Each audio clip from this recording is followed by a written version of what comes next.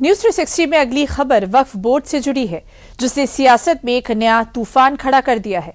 दरअसल मध्य प्रदेश के बाद अब यूपी में भी वक्फ बोर्ड के पुनर्गठन को लेकर सियासी हलचल तेज हो गई है।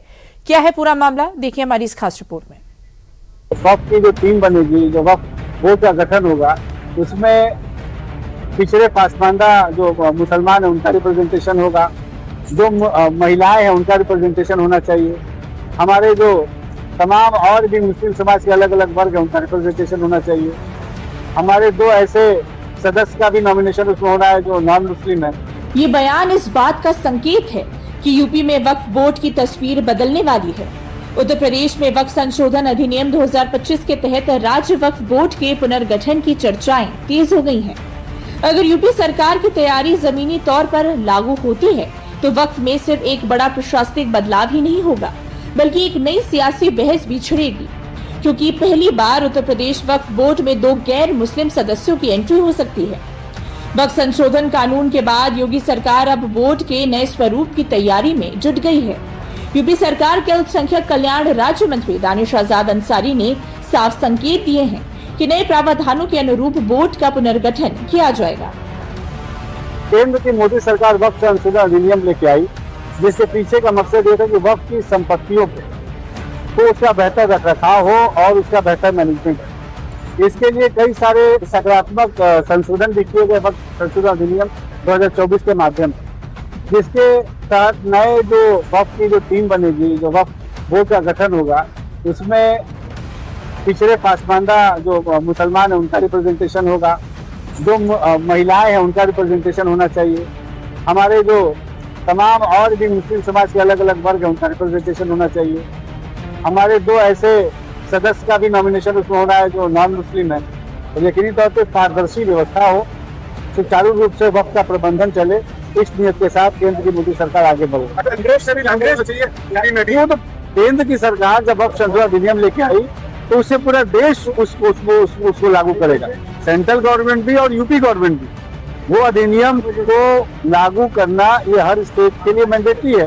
तो यकीनी तौर पे आने वाले समय में जब उत्तर प्रदेश में भी ऐसे गठन की प्रक्रिया चलेगी तो वक्फ संशोधन अधिनियम के अनुसार जो भी फॉर्मेशन की प्रक्रिया होगी, नियम कायदे कानून होंगे, बायलॉज होंगे, उस अनुसार यूपी में भी ऐसा गठन किया जाएगा। यानी नए वक्फ बोर्ड का गठन हुआ तो नए बोर्ड का प्रारूप एकदम अलग होगा।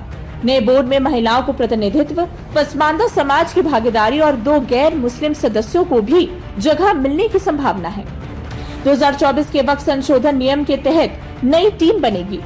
नए वक्फ बोर्ड में पिछले पसमानदा मुसलमान भी होंगे। नए वक्फ बोर्ड में मुस्लिम महिलाओं की भी भागीदारी होगी। मुस्लिम समाज के अलग अलग वर्गों को भी रखा जाएगा। वक्फ बोर्ड में 2 गैर मुस्लिम यानी कि हिंदू सदस्य भी होंगे।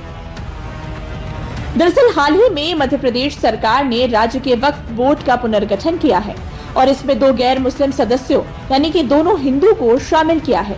इसके साथ ही मध्य प्रदेश वक्फ संशोधन अधिनियम 2025 के तहत वक्फ बोर्ड का पुनर्गठन करने वाला देश का पहला राज्य बन गया है। मध्य प्रदेश के बाद यूपी में भी इसी तरह की व्यवस्था लागू की जाने की चर्चाओं ने जोर पकड़ लिया है। इसी बीच बीजेपी नेता और पूर्व मंत्री मोहसिन रजा ने वक्फ के नाम पर हो रहे घोटालों का जिक्र करते हुए सीएम योगी से वक्फ संपत्तियों के ऑडिट कराने की मांग की है।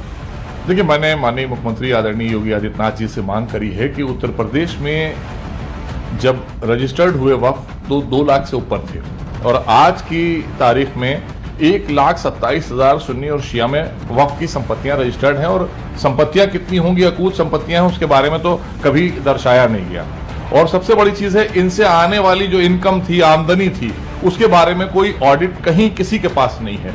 तो हम माननीय मुख्यमंत्री आदरणीय योगी आदित्यनाथ जी से मांग करेंगे, क्योंकि हम जीरो टॉलरेंस पे काम कर रहे हैं, हमारी सरकार जीरो टॉलरेंस पे भ्रष्टाचार पे काम कर रही है। तो इसलिए हमारी मांग है इस संपत्तियों को लेकर कि वक्फ की जो संपत्तियां हैं उनका ऑडिट होना चाहिए। वक्फ अधिनियम 47C के तहत वो राज्य सरकार को पूरा राइट है, पूरा अधिकार है कि वो सारी संपत्तियों का ऑडिट करा सकती है। और बड़ी बड़ी संपत्तियां हैं, बड़े बड़े इदारे जो चल रहे हैं, चाहे वो लखनऊ में हो, कानपुर में हो, गाजियाबाद में हो, मुजफ्फरनगर में हो, सहारनपुर में हो, आगरा में हो, सब जगहों पर बड़ी बड़ी संपत्तियां, बड़े बड़े जो इदारे हैं, चाहे वो आप यहाँ नदवा ले लें या इस्लामुल करके इस्लामुल है, एक इस्लामिक वहाँ पर आगरा में है, तो इनके अंडर में ही 50-50 संपत्तियां हैं। तो ऐसे तमाम से सो कॉल्ड धर्मगुरु हैं जो नेता भी हैं और धर्मगुरु भी दिखते हैं।